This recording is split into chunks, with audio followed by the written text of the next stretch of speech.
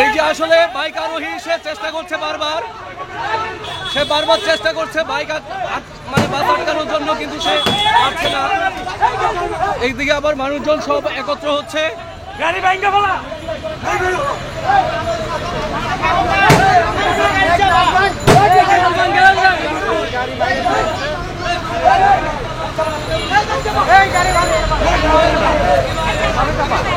ভাই কি হয়েছে ঘটনাটা একটু যদি বলতেন।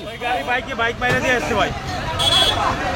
এখন কি আপনারা বাস থামানোর চেষ্টা করছেন এবং জানার চেষ্টা করছেন, কিন্তু উনি থামতেছে না, উনি ওনার উপরে চালা যাইতেছে। আচ্ছা আচ্ছা। এক্সট্রিম মশার কয়েল প্ল্যান্ট ফাইবার দিয়ে তৈরি, তাই সহজে ভাঙে না, সুগন্ধিযুক্ত ও নিরবিচ্ছিন্নভাবে জ্বলে। ডেঙ্গু, চিকুনগুনিয়া বাহি সহ যে কোনো মশার বিরুদ্ধে দেয় এক্সট্রিম সুরক্ষা। ভাই গাড়ি আমরা বহুত চেষ্টা করছি, কিন্তু গাড়ি দাঁড়াচ্ছে না। অনেকক্ষণ ধরে আমরা চেষ্টা করতেছি, গাড়িও দাঁড়াচ্ছে না।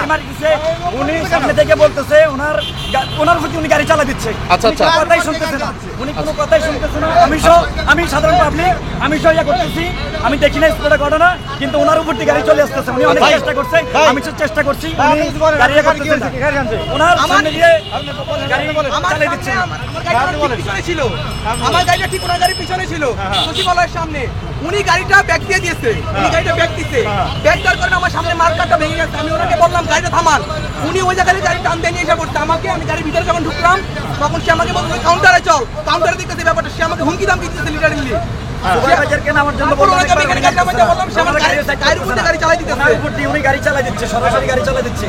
তো আপনারা এটা সমাধান কি দিচ্ছেন? আপনি সুপার আমি এসে লাগাইছি, ওইখানে আপনাদের প্রমাণ আছে, প্রমাণ যদি দেখাতে পারি, প্রমাণ যদি দেখাতে পারি, প্রমাণের গাড়ি পিড়ালো ভাঙা হবে। এই প্রমাণ যদি দেখাতে পারি, ভাই যে ভিডিও আছে গাড়ি থামাইতে বলে না, ভাই আমাদের কথা এই গাড়ি নেবি ভাই 3,500 টাকা এই মার্কারটার।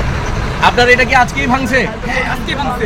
পুরনো মানুষ একটা গাড়ি ভাই ঘন পর্যন্ত অনেক কষ্ট করে রাস্তাটা বুঝতে পারে। এখন তার মাঝখানে আমার মার্কারটা ভাঙছে। এখন ভাই পুরোটা হচ্ছে গায়ের মধ্যে উঠবে। এখন কি করবো বলেন? আপনাকে একটা কাজ করতে পারি, আমরা প্রসিকিউশন দিয়ে তারপরে গেলাম এটা বিদায় করতে পারি। স্যার একটু কথা বলতে পারেন স্যার? আপনারা একটা কথা বলি স্যার, আমরাও কোম্পানির লোক, গাড়িটা ছেড়ে দেন, ছেড়ে দিলে আমাদের যদি সমাধান হয়, আমাদের কাউন্টার আছে, অফিসে আছে, কাগজ আমার কাছে আছে, আমি প্রসিকিউশন দিয়ে ছেড়ে দেব। ক্ষমতা আমি প্রসিকিউশন দিয়ে আপনার কাছে আমি বলি, আপনাদের দুজনের যদি মীমাংসা না হয় তাহলে আমার কাজ কি? প্রসিকিউশন দিয়ে ছেড়ে দেব। ঠিক আছে, আপনি গাড়িটা অন্তত হওয়ার পর যেহেতু যাত্রী ছিল গাড়ির মধ্যে, সার্জেন্ট মহোদয় গাড়িটা ছেড়ে দিয়েছে কাগজ রেখে, ইভেন্ট ভিক্টিমের সাথে আমাদেরকে কাউন্টারে পাঠাইছে। আমরা সাথে আসছি। এইখানে আসার পরে কাউন্টারের যে লোক ছিল, ওই আপনার মেবি ওনার রুবেলস ভাই হবে, ওনার ব্যবহার খুব আন্তরিক ছিল। উনি আমাদের এটা খুব সুন্দরভাবে মিটমাট করে দিছে। আর বিষয়টা হলো যে আমি একটু ভিন্নমত পোষণ করি, সেটা হলো যে এটা ঠিক দুর্ঘটনা বলবো না, কারণ এটাই আপনার 0 পয়েন্টের মোড়ে ওখানে গাড়ি যখন ঘুরে ইউটার্ন নেয়, তখন আপনার ওই যে পিছন থেকে আপনার একটা মোটরসাইকেল আরোহী, উনি বোধহয় ব্রেকটা ঠিক রাখতে পারে না, যে আমাদের পিছনে বাম্পারে লাগছে। ব্রেক লাগলে কি আমরা সাধারণত কি মানবিক দৃষ্টিকোণ হোক আর যে দৃষ্টিকোণ থেকে হোক না কেন, আমরা এই সবসময় ছোট গাড়ির উপর সার দিয়ে বড় গাড়ির উপরে দায়ভার নিয়ে নিই। ওনার ক্ষতি হয়নি তেমন একটা, ওনার শুধু একটা আপনার ওই যে সামনের মার্কারটা ওটা একটু ফাইটে গেছে। তারপরও মূল্য হয় কিনা জানি না, ওকে কিছুটা হলে আমি কনভিন্স করে দিয়ে, ওটা স্টুডেন্ট মানুষ তো এখন আসলে বেকার, তাই না? ওকে আমার কোম্পানির পক্ষ থেকেই আমি ওকে একটা কনভিন্স করে একটু সমাধান করে দিয়েছি। আমার বাইকটি নিয়ে যখন আমি সচিবালয়ের মোড়ে, তখন একটি দূরপাল্লার গাড়ি আমাকে খুব বাজেভাবে চাপ দেয়, যার কারণে আমার মোটরসাইকেলটি ক্ষতিগ্রস্ত হয়।